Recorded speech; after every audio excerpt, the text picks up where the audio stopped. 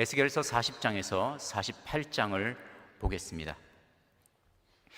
하나님께서는 에스겔 선지자를 통해 유다 나라와 주변의 이방 나라들에 대한 심판과 이스라엘의 회복에 대해서 예언하게 하셨습니다. 지난주에 함께 살펴본 38장, 39장에서는 이러한 일련의 예언들의 총결산이라고 할 수 있는 마곡 땅의 왕 고기 자신의 추종자들을 다 규합하여 하나님의 백성들이 평화롭게 살고 있는 예루살렘을 침략할 것이며, 그때 하나님께서 친히 권능으로 역사하셔서 그들을 진멸하시고 하나님의 백성들에게 영원한 평안을 주실 것을 예언하게 하셨습니다.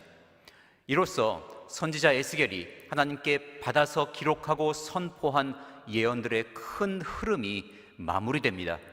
그리고 오늘 살펴볼 40장에서 에스겔서의 마지막 장인 48장까지는 이제까지와는 다른 흐름의 예언이 펼쳐집니다. 그것은 하나님께서 이상 중에 에스겔에게 직접 보여주시는 새로운 성전과 제사와 제물에 대한 규례, 그리고 새롭게 분배될 분깃, 즉 새로운 성읍에 대한 예언입니다. 다시 말해 온전히 회복된 하나님의 백성들이 드리게 될 새로운 예배와 새로운 삶에 대한 예언이라고 할 수 있습니다. 그런데 이 예언들은 신약의 교회 시대를 살아가고 있는 성도인 우리들이 살고 있는 지금 이 시점, 다시 말해 예수 그리스도께서 오셔서 십자가에서 죽으시고 부활하심으로써 구속사역을 완수하시고 승천하셔서 하나님 보좌 우편에 앉으셨으며 성령으로 거듭난 성도들이 예수님의 재림을 고대하며 살아가고 있는 지금 이 시점에 이미 일정 부분 적용되고 있음에도 불구하고 우리에게 직관적으로 파악되거나 쉽게 이해되지 않는 내용들을 많이 포함하고 있습니다.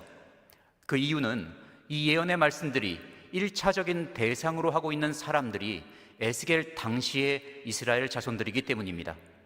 다시 말해 사람으로 오실 성자 하나님, 예수 그리스도의 탄생과 죽음과 그 생애, 부활, 그리고 승천이 아직 성취되지 않았고 그 이후에 있을 재림에 대한 내용들이 밝히 드러나지 않은 시대의 사람들이 하나님의 임재하심과 성령님을 통해서 이루어지는 하나님과의 친밀한 교제와 신령과 진정의 예배, 그리고 예수 그리스도 안에서 누리게 되는 온전한 삶에 대해 최대한 이해할 수 있도록 그들에게 익숙한 성전과 율법, 그리고 새로운 분깃을 통해서 설명해 주셨기 때문입니다.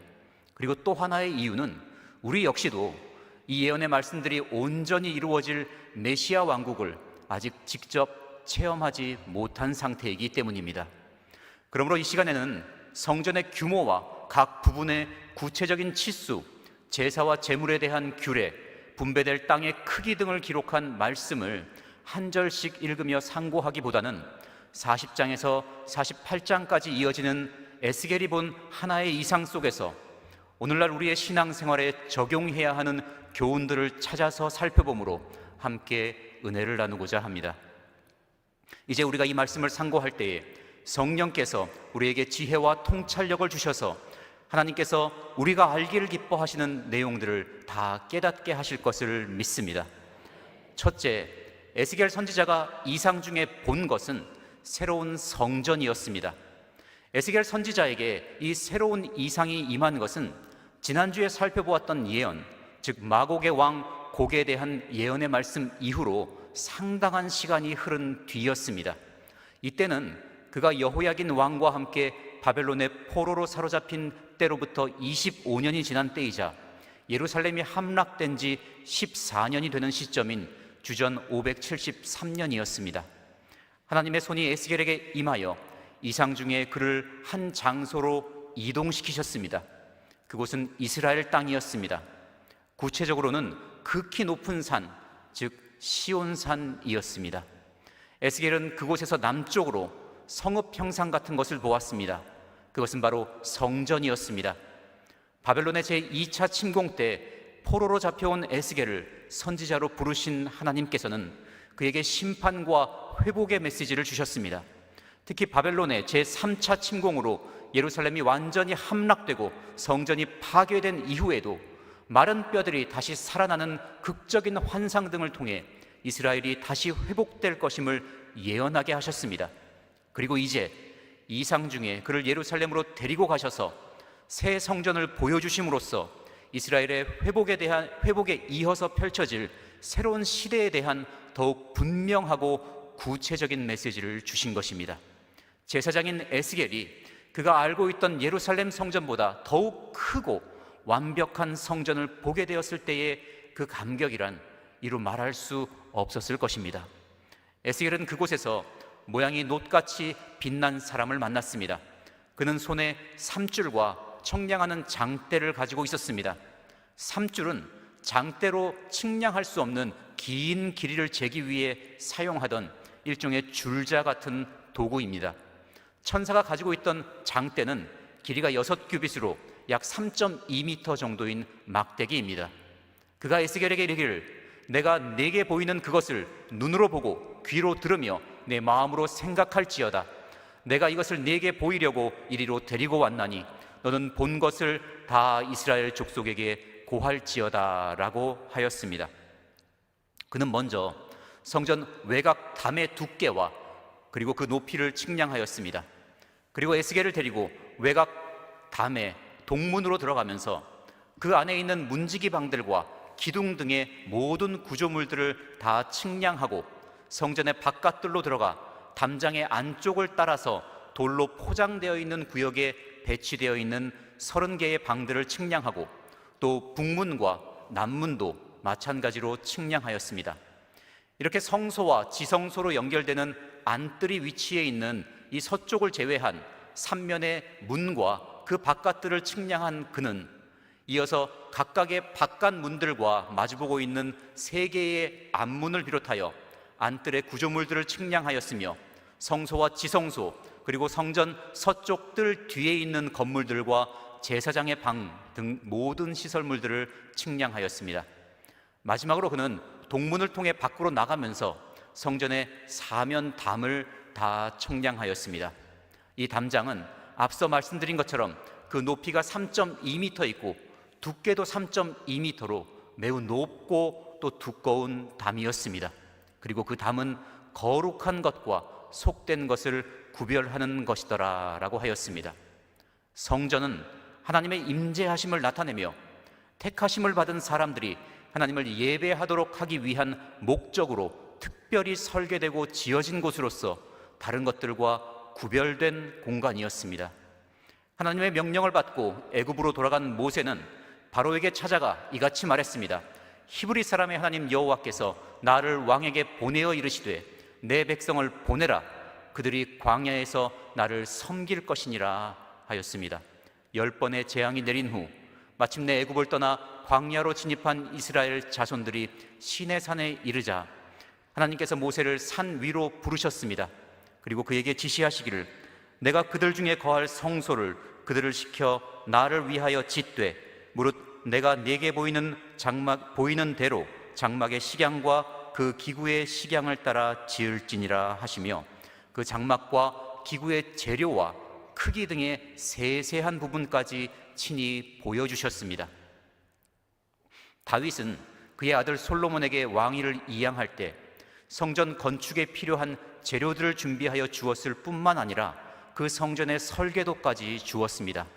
역대상 28장에 이에 대한 말씀이 기록되어 있습니다. 다윗이 전의 낭실과 그 집들과 그 곳간과 다락과 골방과 속죄소의 식양을 그 아들 솔로몬에게 주고 또 성신에 가르치신 모든 식양 곧 여호와의 전의 뜰과 사면의 모든 방과 하나님의 전 곳간과 성물 곳간의 식양을 주고 또 제사장과 레위 사람의 반열과 여호와의 전에 섬기는 모든 일과 섬기는 데 쓰는 모든 그릇의 식양을 설명하고 다윗이 가로되 이 위의 모든 것의 식양을 여호와의 손이 내게 임하여 그려 나로 알게 하셨느니라. 이처럼 성막과 성전은 하나님께서 친히 설계하시고 짓게 하신 것으로서 거룩하신 하나님의 임재를 나타내며 하나님을 섬기기 위해서 구별된 거룩한 곳이었습니다. 하나님께서 에스겔에게 보여주신 이 성전 또한 사람이 설계한 것이 아니라 하나님께서 친히 설계하신 것이었습니다. 그런데 에스겔이 본 이 성전은 이전에 모세가 지었던 성막 그리고 솔로몬이 건축했던 성전과 다른 점이 있었습니다. 그것은 하나님께서 그에게 이 성전을 보여주신 이유가 에스겔로 하여금 그가 본 그대로 새로운 성전을 건축하게 하시려는 목적이 아니었다는 것입니다. 본문 43장에 보면 에스겔이 천사와 함께 동문 밖으로 나와서 성전의 사면 바깥담을 다 측량한 후 다시 동문으로 돌아오자 그 문을 통해 하나님의 영광이 들어와 성전을 가득히 채웁니다. 땅에 엎드린 그를 성령께서 데리고 성전 안뜰로 들어가시자 하나님께서 그에게 이렇게 말씀하셨습니다. 인자야, 이는 내 보좌의 처소, 내 발을 두는 처소, 내가 이스라엘 족속 가운데 영원히 거할 곳이라. 이스라엘 족속 곧 그들과 그 왕들이 음란히 행하며 그 죽은 왕들의 시체로 다시는 내 거룩한 이름을 더럽히지 아니하리라. 그들이 그 문지방을 내 문지방 곁에 두며 그 문설주를 내 문설주 곁에 두어서 그들과 나 사이에 겨우 한 담이 막히게 하였고 또 그 행하는 가증한 일로 내 거룩한 이름을 더럽혔으므로 내가 노하여 멸하였거니와 이제는 그들이 그 음란과 그 왕들의 시체를 내게서 멀리 제하여 버려야 할 것이라. 그리하면 내가 영원토록 그들의 가운데에 거하리라. 인자야, 너는 이 전을 이스라엘 족속에게 보여서 그들로 자기의 죄악을 부끄러워하고 그 형상을 측량하게 하라. 만일 그들이 자기의 행한 모든 일을 부끄러워하거든 너는 이 전의 제도와 식양과 그 출입하는 곳과 그 모든 형상을 보이며 또 그 모든 규례와 그 모든 법도와 그 모든 율례를 알게 하고 그 목전에 그것을 써서 그들로 그 모든 법도와 그 모든 규례를 지켜 행하게 하라. 그리고 이어서 번제단의 크기와 제사와 제물에 대해서 그리고 성전에서 하나님을 섬기는 자들이 지켜야 할 규례에 대해서 말씀해 주셨습니다. 에스겔이 이상 중에 본 이 새 성전은 실제로 지어지지 않았습니다.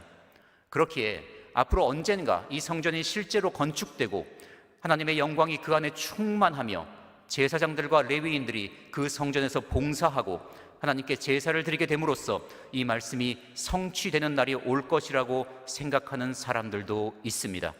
그러나 예수님께서 이미 이 세상에 오셔서 죄를 위하여 한 영원한 제사를 드리시고 하나님 우편에 앉으셨습니다. 성령을 보내주셔서 성도들과 함께하고 계십니다.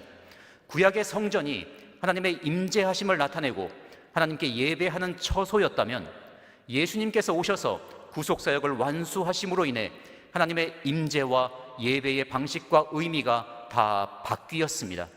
예수님께서 사마리아 수가성에서 만난 여인에게 말씀하시기를 여자여 내 말을 믿으라. 이 산에서도 말고 예루살렘에서도 말고 너희가 아버지께 예배할 때가 이르리라.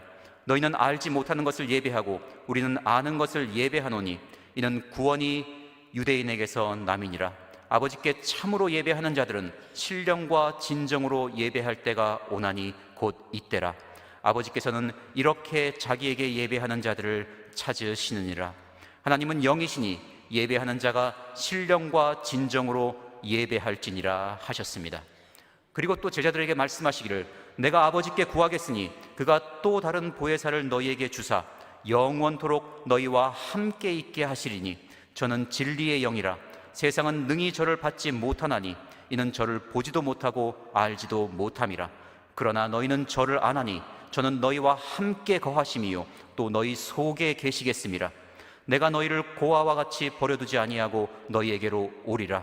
조금 있으면 세상은 다시 나를 보지 못할 터이로되 너희는 나를 보리니 이는 내가 살았고 너희도 살겠음이라. 그날에는 내가 아버지 안에 너희가 내 안에 내가 너희 안에 있는 것을 너희가 알리라 하셨습니다. 그러므로 성경은 성도들에게 하나님께서 임재하실 성전을 짓고 그곳에서 하나님을 예배하라고 가르치지 않습니다. 성경은 너희가 하나님의 성전인 것과 하나님의 성령이 너희 안에 거하시는 것을 알지 못하느뇨 라고 말씀합니다. 성전의 의미가 하나님의 임재하심에 있다면 성령께서 항상 함께 하시는 성도 각자가 다 성전이며 그러한 성도들의 삶이 바로 하나님을 예배하는 것이 되어야 한다는 뜻입니다.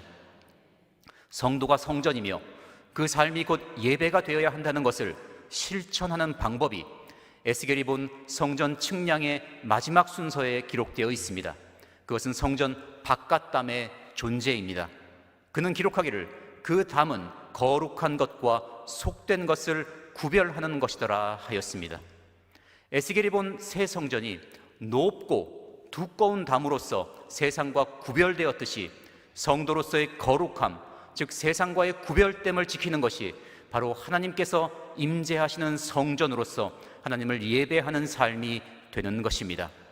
이에 대해 고린도후서에 기록되기를 너희는 믿지 않는 자와 멍에를 같이 하지 말라. 의와 불법이 어찌 함께하며 빛과 어두움이 어찌 사귀며 그리스도와 벨리알이 어찌 조화되며 믿는 자와 믿지 않는 자가 어찌 상관하며 하나님의 성전과 우상이 어찌 일치가 되리요. 우리는 살아계신 하나님의 성전이라. 이와 같이 하나님께서 가라사대 내가 저희 가운데 거하며 두루 행하여 나는 저희 하나님이 되고 저희는 나의 백성이 되리라 하셨느니라. 그러므로 주께서 말씀하시기를 너희는 저희 중에서 나와서 따로 있고 부정한 것을 만지지 말라. 내가 너희를 영접하여 너희에게 아버지가 되고 너희는 내게 자녀가 되리라. 전능하신 주의 말씀이니라 하셨느니라 하였고, 로마서 12장 1절로 2절에 이르기를 그러므로 형제들아 내가 하나님의 모든 자비하심으로 너희를 권하노니 너희 몸을 하나님이 기뻐하시는 거룩한 산 제사로 드리라. 이는 너희에 드릴 영적 예배니라. 너희는 이 세대를 본받지 말고 오직 마음을 새롭게 함으로 변화를 받아 하나님의 선하시고 기뻐하시고 온전하신 뜻이 무엇인지 분별하도록 하라 하였습니다. 세상과의 구별됨은 세상과의 단절을 의미하지 않습니다. 사도 바울은 만일 그리하려면 세상 밖으로 나가야 할 것이라고 분명하게 말하였습니다. 이는 세상 속에 있으나 자신의 생각과 말과 행동을 성도답게 하는 것입니다. 그리고 믿음의 가정 안으로 또 교회 안으로 세속적이고 죄악된 풍조가 들어오는 것을 용납하지 않는 것입니다. 종교다원주의와 혼합주의 등을 철저히 배격하는 것입니다. 이것이 에스겔이 이상 중에 본 새 성전을 통해 오늘을 살아가는 우리, 즉 성령님을 통한 하나님의 임재하심 가운데 살아가는 성도들이 우리의 삶으로서 하나님을 예배하기 위해서 배워야 하는 교훈인 것입니다. 둘째, 에스겔 선지자가 이상 중에 들은 것은 성전에서 하나님을 섬기는 제사장들과 백성들을 다스리는 치리자들이 따라야 하는 규례였습니다. 하나님의 영광이 들어온 성전의 동문은 굳게 닫혔습니다. 천사는 에스겔을 데리고 북문을 통해서 성전 앞으로 이동하였습니다. 에스겔이 보니 하나님의 영광이 성전에 가득하였습니다. 얼굴을 땅에 대고 엎드린 에스겔에게 하나님께서 말씀하시기를 인자야 너는 전심으로 주목하여 내가 네게 말하는 바 여호와의 전의 모든 규례와 모든 율례를 귀로 들으라 하신 후에 성전에서 하나님을 섬기는 자들이 행해야 할 임무와 지켜야 할 규례, 하나님께 드릴 예물, 그리고 제사와 제물에 대한 규례에 대하여 자세하게 말씀해 주셨습니다. 과거의 제사장들은 여호와 하나님에 대한 신앙이 전혀 없는 이방인들이 성전을 출입하며 예식에 참여하게 허용하였을 뿐만 아니라 자신들이 맡아야 하는 거룩한 일까지 대신하도록 하였습니다. 그들은 이스라엘 자손들이 하나님을 떠나 우상을 숭배하는 것을 막고 올바른 신앙을 갖도록 지도한 것이 아니라 백성들과 함께 우상을 숭배하였습니다. 따라서 하나님께서는 다시는 이러한 일들이 자행되어서는 안 된다는 것을 강조하시며 모든 제사장들의 직을 박탈하여 다른 레위인들과 마찬가지로 성전에서 수종드는 일만 하게 하실 것이라고 말씀하셨습니다. 다만 오직 성소의 직분을 지켰던 사독 계열의 제사장들만이 앞으로 제사장으로서의 직분을 수행하게 될 것이라고 하셨습니다. 그리고 그들이 성전에서 하나님을 섬길 때 지켜야 할 규정들을 자세히 말씀해 주셨으며 또한 그들이 백성들의 지도자로서 해야 할 임무에 대해서도 말씀해 주셨습니다. 그것은 이스라엘 자손들이 거룩한 것과 속된 것을 구별하고 부정한 것과 정한 것을 분별할 수 있도록 교육하는 일, 그리고 하나님의 규례대로 백성들을 재판하는 일 등이었습니다. 이와 같은 규칙과 규례들은 이스라엘 백성들이 올바로 하나님을 섬기기 위해, 특히 제사장들이 하나님께서 받으시는 제사를 드리기 위해 반드시 준행해야 하는 것들이었습니다. 또한 하나님께서는 왕을 비롯한 이스라엘의 지도자들이 지켜야 할 원칙에 대해서도 말씀해 주셨습니다. 그것은 강포와 겁탈을 제하여 버리고 공평과 공의를 행함으로 하나님의 백성들을 토색하지 않는 것이었습니다. 이를 위해 공평한 저울과 도구를 사용하라고 명령하셨습니다. 그리고 유월절, 장막절, 월삭, 자원제 등의 절기와 제사에 대해서 또한 어떤 제물을 어떻게 드려야 하는지에 대해서도 매우 자세하게 지시해 주셨습니다. 그런데 오늘날 예수 그리스도로 말미암는 구속의 은혜를 누리고 있는 성도들은 이러한 율법의 아래에 있지 않습니다. 예수님께서 모든 믿는 자에게 의를 이루기 위하여 율법의 마침이 되셨기 때문입니다. 그러므로 장차 천년왕국에서도 새 예루살렘에서도 에스겔이 이상 가운데 들은 이러한 성전의 규례대로 행하는 제사를 볼 수 없을 것입니다. 하나님께서 에스겔에게 이상 중에 지시하신 이 모든 규례들을 충족하는 완전한 제사를 예수님께서 십자가 위에서 이루셨기 때문입니다. 이스라엘 자손들에게나 이방인들에게나 구원의 도는 오직 예수 그리스도뿐입니다. 그렇지만 하나님께서 말씀하신 규례의 의미와 정신은 여전히 유효한 것입니다. 모든 성도는 왕같은 제사장들로서 구약의 제사장들이 스스로를 구별하여 거룩함을 잃지 않아야 했듯이 거룩한 생활을 하도록 힘써야 합니다. 믿음이 연약한 성도들에게 말씀을 가르치고 본을 보임으로써 신앙적 분별력을 키워 주어야 합니다. 모든 것을 하나님의 말씀에 비추어 판단해야 합니다. 그리고 공평과 공의를 삶의 원칙으로 삼아야 합니다. 그렇게 성경이 율법 아래 있지 아니한 성도들에게 오직 너희를 부르신 거룩한 자처럼 너희도 모든 행실에 거룩한 자가 되라. 기록하였으되 내가 거룩하니 너희도 거룩할지어다 하셨느니라. 외모로 보시지 않고 각 사람의 행위대로 판단하시는 자를 너희가 아버지라 부른즉 너희의 나그네로 있을 때를 두려움으로 지내라 라고 말씀하시고 또한 여러 가지 삶의 구체적인 지침들을 주신 것입니다.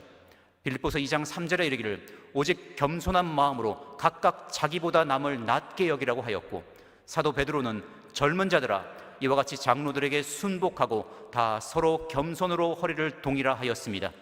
골로새서에 기록되기를 아내들은 남편에게 복종하고 남편들은 아내를 사랑하며 괴롭게 하지 말고 자녀들은 부모에게 순종하며 아비들은 자녀를 경록해 하지 말라고 하였으며 종들은 육신의 상전들에게 순종하고 상전들은 의와 공평을 종들에게 베풀라고 하였으며 히브리서 10장 25절에 이르기를 모이기를 패하는 어떤 사람들의 습관과 같이 하지 말고 오직 권하여 그날이 가까움을 볼수록 더욱 그리하자 하였습니다. 하나님께서는 에스겔 선지자에게 너는 전심으로 주목하여 내가 네게 말하는 바 여호와의 전의 모든 규례와 모든 율례를 귀로 들으라 하셨습니다. 이를 다시 번역하면 인자야 내 마음에 두고 내 눈으로 보아라. 여호와 성전의 모든 규례와 그 모든 율례들에 대해 내가 네게 말하는 모든 것을 들어라는 말씀입니다. 우리는 성경 말씀을 보고 읽고 들음으로써 하나님의 백성으로서 마땅히 행해야 할 것을 배우고 가르치며 실천해야 합니다. 그것이 하나님께서 우리에게 원하시는 것이기 때문입니다. 셋째, 에스겔 선지자는 성전에서 흘러나오는 생명수의 강을 보았고 새롭게 분배되고 정리될 이스라엘의 지경과 성읍에 대해 들었습니다. 천사는 에스겔을 데리고 성전 문으로 갔습니다. 그러자 그 성전의 문지방 밑에서 물이 흘러나와서 동쪽으로 흘러가는 모습이 보였습니다. 번제단을 만난 그 물은 그 번제단의 남쪽을 지나서 계속 흘러가 성전 앞문 가운데 동쪽 문을 지나서 바깥들로 거기서 계속해서 동쪽 바깥문으로 흘러갔습니다. 천사는 에스겔을 데리고 북문으로 나가서 성전 바깥담을 돌아 동쪽 문으로 향했습니다. 동문은 하나님의 영광이 들어온 후 굳게 닫혀 있었기 때문입니다. 에스겔이 보니 동문 오른쪽에서 물이 스며 나와서 계속 흘러나갔습니다. 천사가 손에 줄을 잡고 동쪽으로 나아가며 천척씩 측량하여 그 지점에서 에스겔이 그 물을 건너보게 하였습니다. 처음 천척을 측량한 지점에서는 발목까지 오던 물이 그 다음 천척 지점에서는 무릎 높이에 이르렀고 그 다음 천척이 되는 지점에서는 허리까지 깊어졌습니다. 그리고 다시 천척이 되는 지점, 즉 약 2.1km 되는 곳에 이르자 그 물의 수심이 매우 깊어져 헤엄치지 않고는 건널 수 없는 강이 되었습니다. 에스겔이 보니 그 강 좌우편에 나무가 심이 많았습니다. 천사가 그에게 또 이르기를 계속 동쪽으로 흘러가는 그 강물이 아라바로 내려가서 바다에 이를 것이라고 하였습니다. 아라바는 팔레스타인의 남북으로 형성된 저지대를 가리키며 바다는 사해를 말합니다. 천사가 계속 말하기를 하나님의 성소에서 시작되어 강을 이룬 그 물이 사해로 흘러들어가면 염분이 높아서 생명체가 살 수 없기에 사해, 즉 죽음의 바다라고 불리던 그곳이 회복되어 생명의 바다가 될 것이라고 하였습니다. 그리고 그 물이 이르는 곳마다 생명이 소성하게 될 것이라고 하였습니다. 그뿐만 아니라 그 강 좌우에는 각종 실과 나무가 자라되 달마다 새 실과를 맺을 것이며 그 잎사귀는 약재료가 될 것이라고 하였습니다. 이 놀라운 광경을 보며 천사의 설명을 듣고 있던 에스겔에게 하나님께서 더 놀라운 예언의 말씀을 주셨습니다. 그것은 이스라엘의 완전한 회복, 다시 말해 12지파가 모두 자신들에게 분배되는 기업을 얻으며 성전을 중심으로 이스라엘 전역이 온전히 회복될 것에 대한 말씀이었습니다.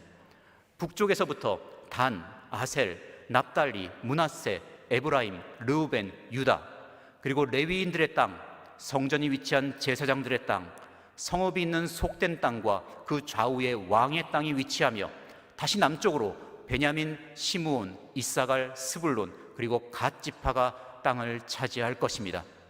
속된 땅은 제사장들의 땅과 레위인들의 땅을 포함하는 거룩한 영역과 대조되는 의미에서 일반적인 용도로 사용되는 땅을 의미합니다. 그 땅의 중심에 성읍이 세워질 것입니다. 그 성읍은 12개의 문을 가지고 있는데 그 문들은 동서남북으로 각각 3개씩 위치할 것입니다. 그리고 그 성읍의 이름은 여호와 삼마가 될 것입니다.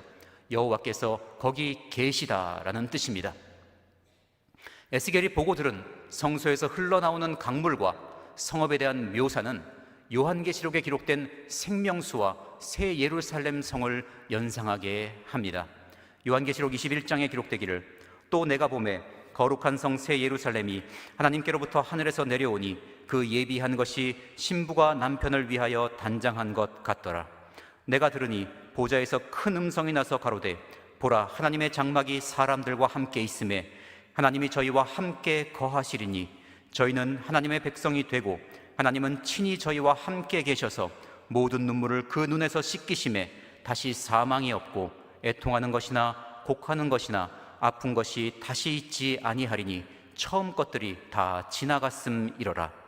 성령으로 나를 데리고 크고 높은 산으로 올라가 하나님께로부터 하늘에서 내려오는 거룩한 성 예루살렘을 보이니 하나님의 영광이 있음에 그 성의 빛이 지극히 귀한 보석 같고 벽옥과 수정같이 맑더라. 크고 높은 성곽이 있고 12문이 있는데 문에 12천사가 있고 그 문들 위에 이름을 썼으니 이스라엘 자손 12지파의 이름들이라. 동편에 세 문, 북편에 세 문, 남편에 세 문, 서편에 세 문이 있다고 하였으며 또한 22장 1절로 2절에 기록되기를 또 저가 수정같이 맑은 생명수의 강을 내게 보이니 하나님과 및 어린 양의 보좌로부터 나서 길 가운데로 흐르더라. 강 좌우에 생명나무가 있어 12가지 실과를 맺히되 달마다 그 실과를 맺히고 그 나무 잎사귀들은 만국을 소성하기 위하여 있더라 하였습니다. 하나님과 친밀하게 교제하며 함께 거닐던 에덴 동산의 풍요를 잃어버리고 가시와 엉겅퀴가 나는 세상으로 쫓겨났던 사람들, 젖과 꿀이 흐르는 가나안 땅을 약속의 기업으로 받았으나 불신앙과 우상 숭배로 인하여 그곳에서도 쫓겨났던 사람들이 마침내 하나님께서 영원토록 함께 하시는 거룩한 새 땅에 거하게 되는 에스겔서의 이 예언은 우리가 우리의 소망을 어디에 두어야 하는지를 다시 한번 일깨워 줍니다. 그리고 이 소망, 천국 소망을 가진 성도는 그곳에 가기 전 바로 지금 여기에서도 장차 천국에서 누릴 기쁨과 평안을 누릴 수 있음에 감사하게 됩니다. 우리가 장차 갈 그곳은 여호와 삼마라고 불리는 곳, 다시 말해 여호와께서 거기 계시다라는 이름으로 불리는 곳이지만 2000년 전에 이 땅에 오셔서 우리의 죄를 사하시고 성령을 보내주셔서 지금도 우리와 함께하고 계시는 예수님은 임마누엘의 하나님이시기 때문입니다. 지금까지 하나님께서 에스겔에게 보여주신 이상을 통해서 우리가 우리의 삶에 적용해야 할 신앙적 교훈들을 말씀드렸습니다. 이 시간 함께 하신 성도 여러분께서는 세상과 구별되는 거룩한 삶을 추구하며 하나님의 백성으로서 마땅히 행해야 할 것들을 배우고 가르치며 실천하기에 힘쓰는 삶을 살며 항상 천국의 소망을 품되 그 소망의 실제를 지금 여기에서도 누리며 살아가시기를 주님의 이름으로 축원합니다. 기도하겠습니다.